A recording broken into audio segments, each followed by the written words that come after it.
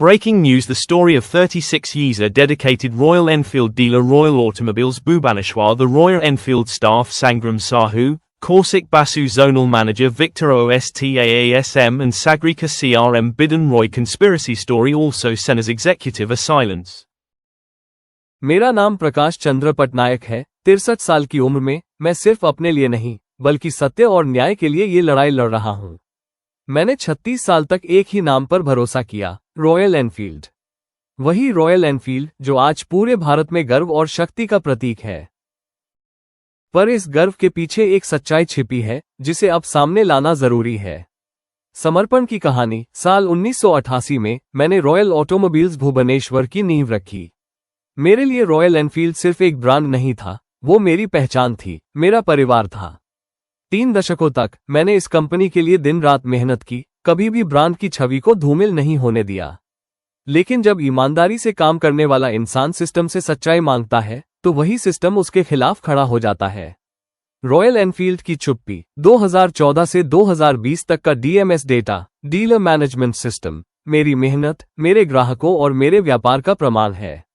लेकिन आज तक रॉयल एनफील्ड और आइचर मोटर्स ने ये रिपोर्ट देने से इनकार किया। मैंने 2 बार RTI form -1 form of application for seeking information under the right to information act 20,005 से आग्रह किया और आरटीआई ने 2 बार रॉयल एनफील्ड को आधिकारिक रूप से आदेश भेजा कि डीएमएस रिपोर्ट प्रस्तुत करें। पर कंपनी ने कोई जवाब नहीं दिया। षड्यंत्र और अपमान, ये सिर्फ डेटा की बात नहीं थी, ये विश्वासघात की कहानी थी। रॉयल एनफील्ड के कुछ अधिकारियों ने मेरे खिलाफ षड्यंत्र रचा। उनमें शामिल थे Shri Sangram Sahu, dealer development manager, Shri Kaushik Basu, zonal manager, service east, Shri Bidhan Roy, accounts manager, Shri Victor Osta और Shrimati Sagarika, CRM Royal Enfield. इन सबके खिलाफ मेरे द्वारा दर्ज की गई शिकायतें भुवनेश्वर की निचली अदालत में पहुंची। वहां की प्रारंभिक जांच में इन सभी को दोषी पाया गया। आज भी मामला न्याय की प्रक्रिया में है, लेकिन सच्चाई अब सबके सामने है। आरटीआई और इंसाफ की यात्रा। मैंने हार नहीं मानी। मैंने हर दस्तावेज के साथ आरटीआई आवेदन दायर किया, पोस्टल ऑर्डर जमा किए, सभी रिपोर्टें भेजी competition commission of India, CCI, RBI, ministry of finance और एमएसएमई मंत्रालय को। मैंने प्रधानमंत्री कार्यालय तक सभी प्रमाण भेजे, क्योंकि यह सिर्फ मेरी नहीं बल्कि हर भारतीय उद्यमी की लड़ाई है जो अपने ब्रांड पर भरोसा करता है और बदले में अपमान पाता है। स्वास्थ्य और हौसला। इस पूरी लड़ाई में मेरा स्वास्थ्य भी बिगड़ गया। मैं हाई ब्लड प्रेशर, हाइपोटेंशन और L5 compression stenosis, spinal nerve problem से जूझ रहा हूं। पर फिर भी मैंने हिम्मत नहीं छोड़ी, क्योंकि मुझे भरोसा है कि सत्य की गाड़ी धीरे चलती है लेकिन मंजिल तक पहुंचती है।